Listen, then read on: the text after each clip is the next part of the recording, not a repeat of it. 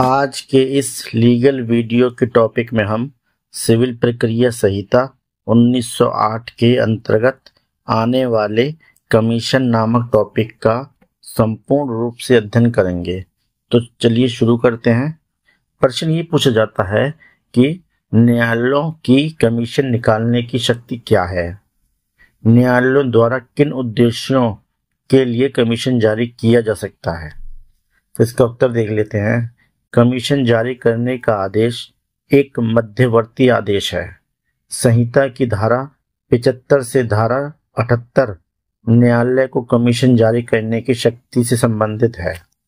संहिता का आदेश 26 इस संबंध में विस्तृत प्रावधान करता है। सामान्य साक्षी का साक्ष्य खुले न्यायालय में प्राप्त किया जाना चाहिए तथा साक्षी के साक्ष्य को प्रतिपरीक्षा द्वारा जांचा जाना चाहिए।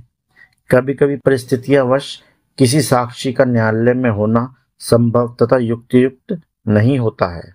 बीमारी, दुर्बलता अथवा लोकहित के आधार पर किसी साक्षी को न्यायालय में उपस्थित होने से अवमुक्ति प्रदान की जा सकती है। न्यायालय स्वविवेक अनुसार परिस्थितियों से संतुष्ट होने पर कमीशन जारी करने का आदेश पारित कर सकता है। कमीशन न्यायालय के निर्देशों के अधीन कार्य करता है, मात्र इस आधार पर कि कोई व्यक्ति उच्च श्रेणी की परिस्थिति रखता है या उच्च श्रेणी का व्यक्ति है और उसका न्यायालय में उपस्थित होना उसके सम्मान के विरुद्ध होगा। कमीशन जारी किए जाने का पर्याप्त आधार नहीं होगा। अगला पॉइंट इसके अंतर्गत आता है, किन परिस्थितियों अर्थात किन उद्देश्यों के लिए कमीशन जारी किया जा सकता है? तो चलिए देख लेते हैं। संहिता की धारा 75 के अनुसार निम्नलिखित उद्देश्यों हेतु कमीशन जारी किया जा सकता है। नंबर 1, साक्ष्यों की परीक्षा। नंबर 2, स्थानीय जांच और अन्वेषण हेतु। नंबर 3, लेखे जोखे के परीक्षा हेतु। नंबर 4, बंटवारा करने हेतु। नंबर 5, वैज्ञानिक जांच कार्य हेतु। नंबर 6, विक्रय के संचालन हेतु। नंबर 7, किसी कार्यालय कुल के संबंध में। नंबर 1 आता है साक्ष्यों की परीक्षा हेतु कमीशन। इसे देख लेते हैं। निम्नलिखित परिस्थितियों में किसी व्यक्ति की परीक्षा हेतु कमीशन जारी किया जा सकता है।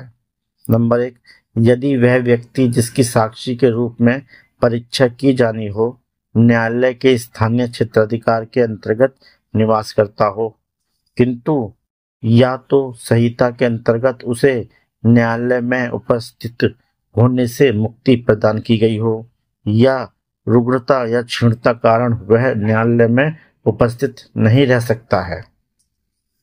नंबर 2 पे आता है, जहां वह व्यक्ति जिसकी परीक्षा की जानी हो न्यायालय के स्थानीय सीमा के परे निवास करता हो।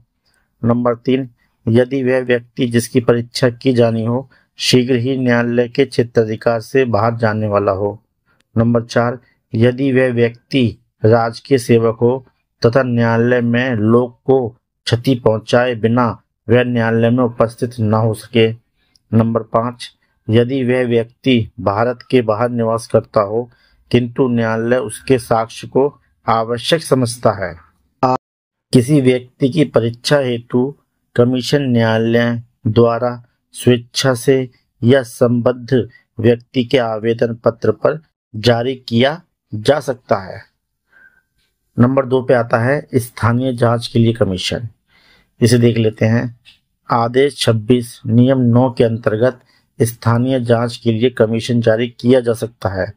इसका उद्देश्य किसी विवाद को स्पष्ट करना या किसी संपत्ति के बाजार मूल्य का निर्धारण करना या किसी अंतकालीन लाभ के निर्धारण के लिए जारी किया जा सकता है।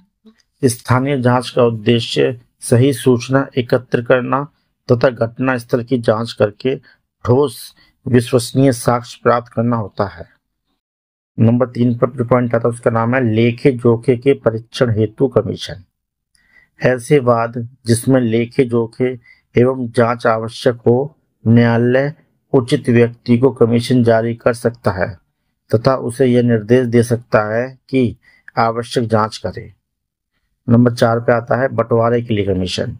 ऐसे वाद जिसमें बंटवारे हेतु आज्ञप्ति पारित की गई हो के संबंध में आज्ञप्ति की शर्तों के अनुसार स्थावर संपत्ति के बंटवारे हेतु कमीशन जारी किया जा सकता है। न्यायालय कमीशन को यह निर्देश दे सकता है कि आवश्यक जांच के पश्चात संपत्ति का विभाजन करके पक्षकारों को उनके अंशों का आवंटन कर दे। कमीशन पक्षकारों के मध्य किए गए बंटवारे की रिपोर्ट को न्यायालय के समक्ष प्रस्तुत करेगा। कमीशन की रिपोर्ट से क्षुब्ध व्यक्ति न्यायालय के समक्ष अपनी आपत्तियां प्रस्तुत कर सकता है। नंबर 5 पे आता है वैज्ञानिक जांच हेतु कमीशन। जहां किसी वाद में वैज्ञानिक अन्वेषण से संबंधित कोई प्रश्न उत्पन्न हो जाता है, वहां न्याय हित में आवश्यक होने पर न्यायालय कमीशन जारी कर सकता है। नंबर 6 पे आता है संपत्ति के विक्रय के लिए कमीशन।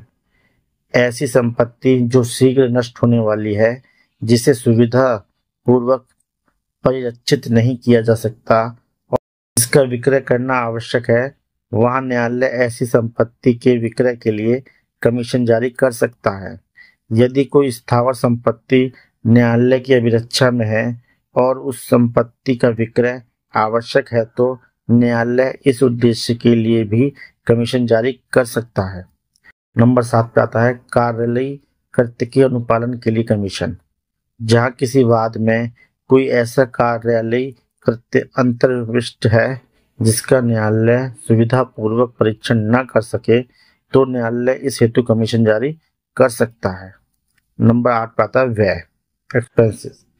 कमीशन जारी करने के संबंध में आवश्यक व्ययों का भुगतान आदेश 26 नियम 15 के अनुसार न्यायालय द्वारा दिए गए निर्देशों के अधीन उस पक्षकार द्वारा देय होगा जिसके प्रार्थना पत्र पर कमीशन जारी किया जा गया है। दोस्तों, उम्मीद करता हूँ ये टॉपिक आपको पसंद आया होगा। आपकी सहायता एवं सहूलियत के लिए इस टॉपिक का PDF लिंक वीडियो के नीचे डिस्क्रिप्शन में है। आप चाहे तो वहाँ से PDF फाइल डाउनलोड कर सकते हैं। साथियों, अगर वीडियो पसंद आया तो लाइक और सब्सक्राइब कीजिए।